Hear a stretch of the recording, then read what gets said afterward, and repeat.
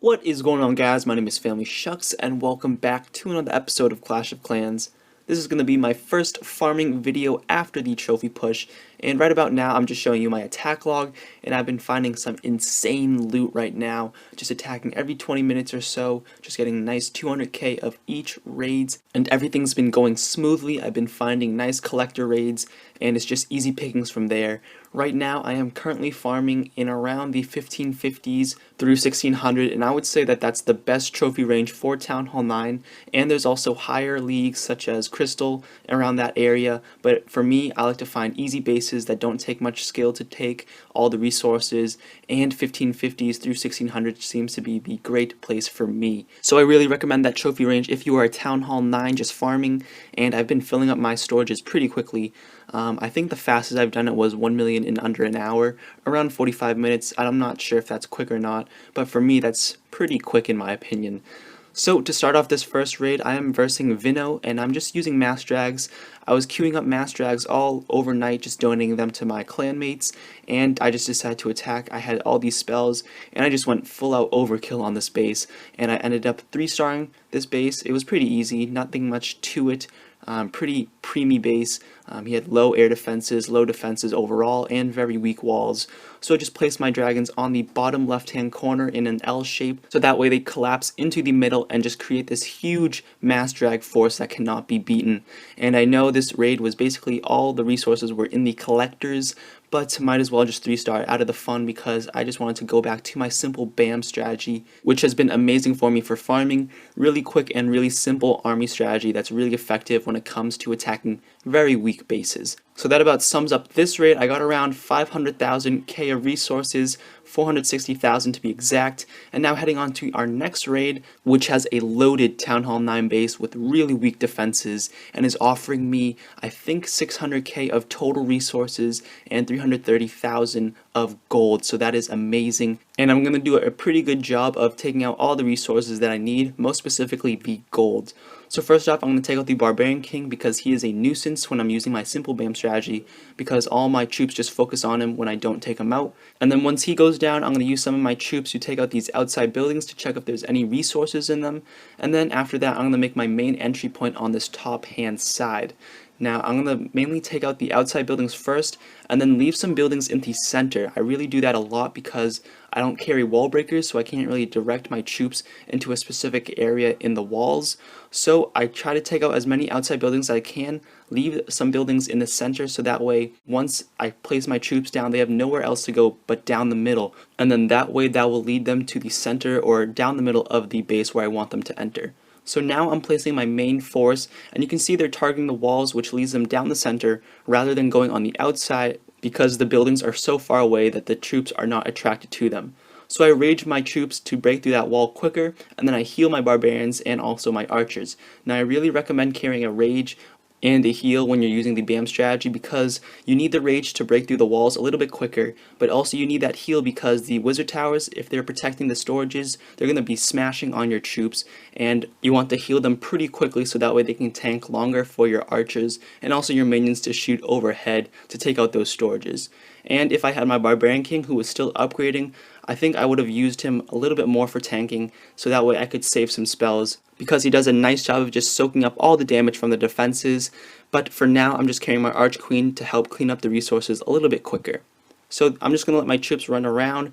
I think this ends up being a 3-star again, and a pretty easy base, and that's the reason why I like farming at 1550s and 1600s, because there's just really loaded bases with tons of resources, and to make matters even better, these bases down here are pretty poorly upgraded, which makes it really easy for my level 6 troops to just stomp around on all these bases and just 100% them all the time.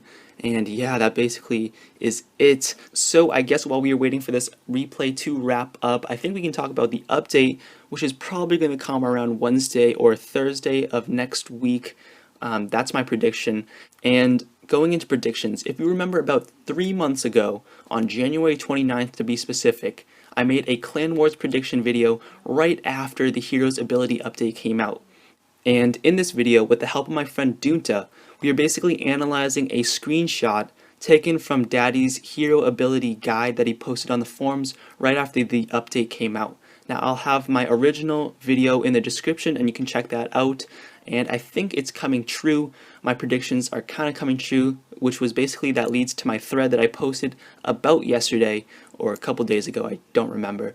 And I went into further detail after seeing some vlogs that Daddy and Godson put up. Now I'll have this thread linked down in the description down below, and go check that out because it's pretty dope. It's just compiling all this information of screenshot after screenshot, which relates all back to the original photo from Daddy's hero ability update or hero ability guide, and it's just connecting all the dots what I think would be implemented in this Clan Wars update.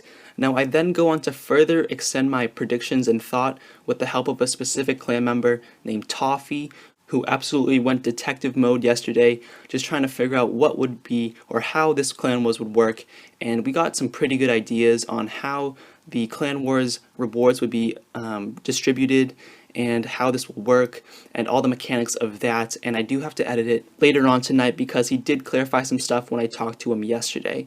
So that's about it. Go check it out. Comment what you guys think about the thread and your thoughts on Clan Wars and how it will work inside the game. So yes, that's about it. Now if you've gotten this far inside the video, I'll give you guys a hint that the information in that thread may or may not be true. And if you guys know me, you might know that I do have some pretty good connections with some people in this game. So, you never know. I could be saying the truth, I could be lying. So now I'm toying with your mind. And now you can't get me out. So is it truth or is it a lie? We never know. So now that that's over with, we got some nice resources from that raid, and now heading on to the last and final replay. This is a defensive replay.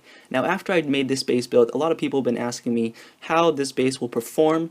Now this is the only legitimate attack that I've gotten on this base. A majority of my attacks have been either people trying to pick off my exposed elixir storages, which give them, if they're successful, an easy 100k plus, or there's just people who are just picking off my town hall and just giving me a shield which I eventually just break like 5 minutes later.